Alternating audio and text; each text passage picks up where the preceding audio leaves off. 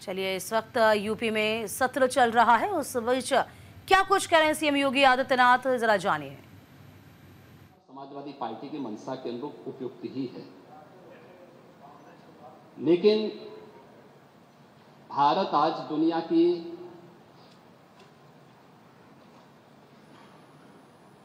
पांचवी बड़ी अर्थव्यवस्था बन चुका है और 2027 में भारत $5 ट्रिलियन की इकोनॉमी बनेगा, इसमें कोई संदेह नहीं। और दुनिया का सबसे तेजी के साथ उभरती हुई अर्थव्यवस्था के रूप में सर्वाधिक ग्रोथ रेट के साथ भारत आज दुनिया की एक बड़ी अर्थव्यवस्था के रूप में आगे बढ़ रहा है। और मुझे लगता है कि 140 करोड़ भारतवासियों को इस पर गौरव की अनुभूति होनी चाहिए।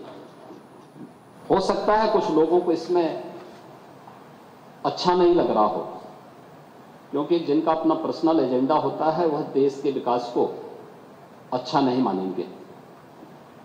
लेकिन आदरणीय प्रधानमंत्री जी की प्रेरणा से, उनके विजन के अनुरूप उत्तर प्रदेश ने भी $1 ट्रिलियन की इकोनॉमी बनने की दिशा में एक बड़े कार्यक्रम को आगे बढ़ाया है। हमने 2022 से इसके लिए व्यवस्थित कार्य योजना को आगे बढ़ाया है और उसके अनुरूप सरकार ने अपने कार्यक्रम को तेजी के साथ 10 सेक्टर में हमने इन कार्यक्रमों को आगे बढ़ाया है। और मुझे लगता है कि आपके जो उत्तर आपको यहाँ से भेजा गया होगा उसमें विस्तृत रूप से दिया गया है कि 10 सेक्टर जो बनाए गए हैं, हर सेक्टर में कोई ना कोई अपर मुख्य सचिव या प्रमुख सचिव स्तर का अधिकारी उसकी नियमित मॉनिटरिंग करता है। मासिक रूप से उस सेक्टर से जुड़े हुए किसी वरिष्ठ मंत्री के द्वारा उसकी समीक्षा की जाती है। उसके कुछ सुनिश्चित पैरामीटर और इंडिकेटर्स तय किए गए हैं, उनको अचीव करने के लिए और सीएम डैशबोर्ड के माध्यम से मासिक रूप से इसकी समीक्षा होती है। हर तीसरे महीने मैं स्वयं भी इसकी समीक्षा करता हूं और मुझे बताते हुए प्रसन्नता है कि पिछले 3 वर्ष के अंदर जो हमने टारगेट तय किए थे, हमने उसको सफलतापूर्वक प्राप्त किया है।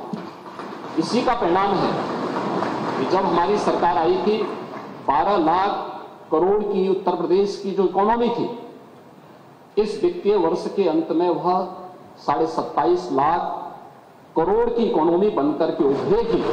और यह उन स्थितियों में जब हो रहा है जब पूरी दुनिया आर्थिक मंदी के दौर से इस देश दुनिया की वैश्विक महामारी कोरोना के बाद उस दौर से गुजरी थी।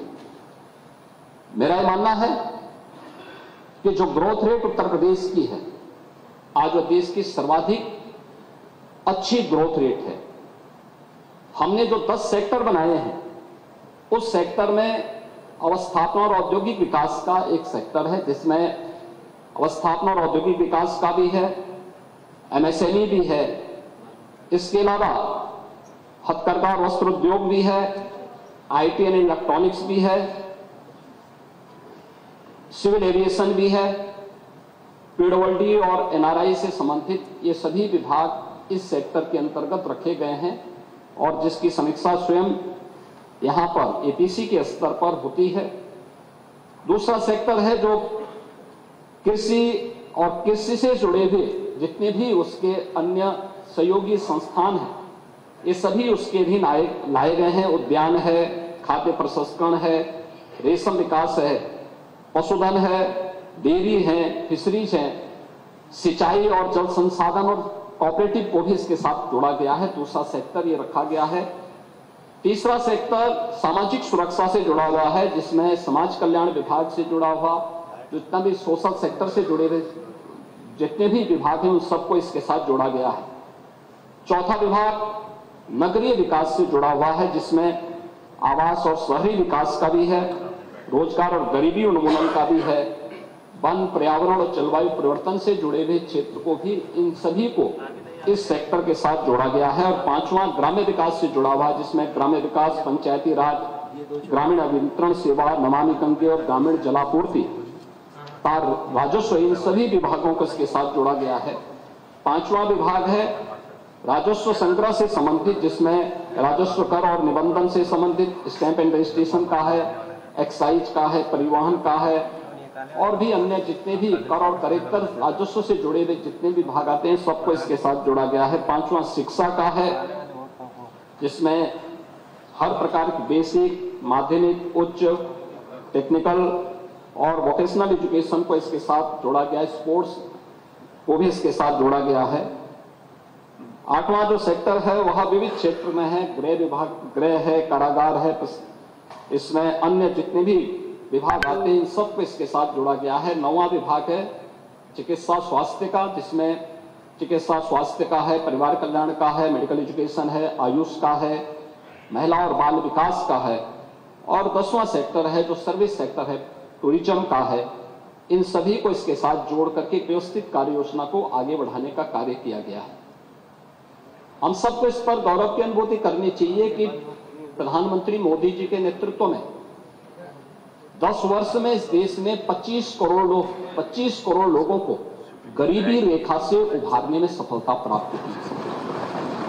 और पिछले 8 वर्ष में हमारी सरकार ने 6 करोड़ से अधिक लोगों को गरीबी रेखा से ऊपर उठाने में सफलता प्राप्त की है। ये चीजें दिखाती हैं कि हर एक सेक्टर में बदलाव हुआ है और उन्हीं को ध्यान में रख करके उत्तर प्रदेश की इस पोटेंशियल को आज जिसको देश और दुनिया देख रही है, महाकुंभ के इस आयोजन के साथ हम जोड़ के देख सकते हैं। अकेले महाकुंभ का एक आयोजन उत्तर प्रदेश की इकोनॉमी में 3 लाख करोड़ रुपए से अधिक की ग्रोथ करने वाला है। महिलाओं के स्वावलंबन की दिशा में जो कार्य हुए हैं, अकेले उत्तर प्रदेश पुलिस भर्ती में 20% भर्ती अनिवार्य रूप से महिलाओं की हुई। हर एक सेक्टर में उन्हें रोजगार के अवसर प्राप्त हुए हैं।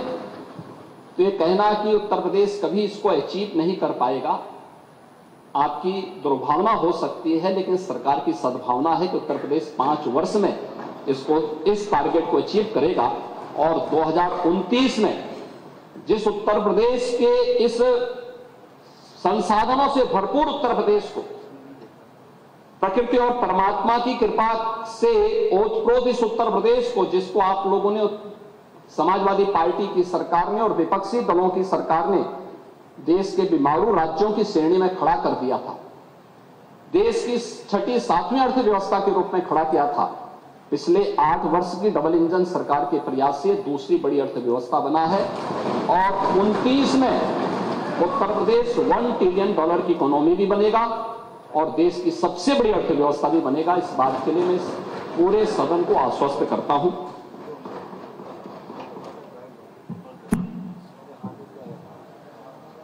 आ गया पूर्ण जवाब।